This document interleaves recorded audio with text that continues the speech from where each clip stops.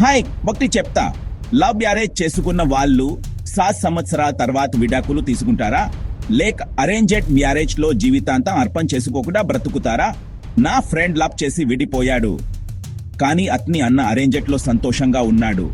నీ ఒపీనియన్ ఏంటి? కామెంట్ లో చెప్పు. లవ్ ఓకేనా? అరేంజెడ్ సూపరా? లీక్ చేసి షేర్ చేయి. ఫాలో అవ్వు మరిన్ని స్పైసీ ట్రూత్స్ కోసం. ఇప్పుడు టాలెంట్ కంటే గ్లామ్ ఎక్కువ అని ఫ్యాన్స్ అంటున్నారు. సమంత, రష్మిక, చరి లీలల్ ఇలాంటి హీరోయిన్స్ డ్రెస్ చూసి ఫ్యాన్స్ తిట్టడం ఎందుకు?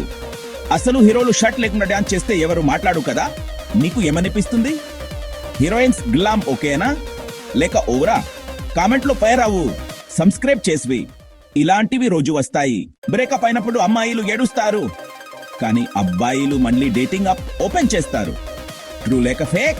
నా ఫ్రెండ్ అమ్మాయి బాయ్ ఫ్రెండ్ ని చీట్ చేసింది, కానీ నా మరొక ఫ్రెండ్ అబ్బాయి 3 అమ్మాయిలతో సైమల్టేనియస్ గా చాట్. ఏ సైడ్ ఎక్కువ చీటింగ్ చేస్తుంది, అబ్బాయిలా అమ్మాయిలా? కామెంట్ లో బాంబ్ పెచ్చు. Like and share if you agree.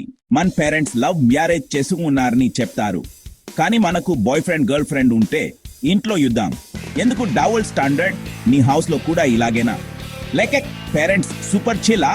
Comment లో నీ పెయిన్ఫుల్ స్టోరీ చెప్పు. ఎవరి స్టోరీ ఎక్కువ స్పైసీ ఉంటుందో చూద్దాం. సబ్స్క్రైబ్ చేసి బెల్ ప్రెస్ చేయాయి. ఇప్పటికీ షాదీ సైట్స్ లో ఫేర్ గర్ల్ వాంటెడ్ అంటున్నారు. డార్క్ స్కిన్ అంటే ఏమిటి తక్కువనా? సౌందర్యం కలర్ తో కాదు కదా, హార్ట్ తో. కానీ ఇంకా ఎందుకు ఇలాంటి డిస్క్రిమినేషన్? నీ ఎక్స్పీరియన్స్ ఏంటి? ఫేర్ అని గర్వపడ్డావా లేక డార్క్ అని హర్ట్ అయ్యావా? కామెంట్ లో ఫీల్ చేయి. ఈ టాపిక్ మైది డిబేట్ జరగాలి. Like if you support equality.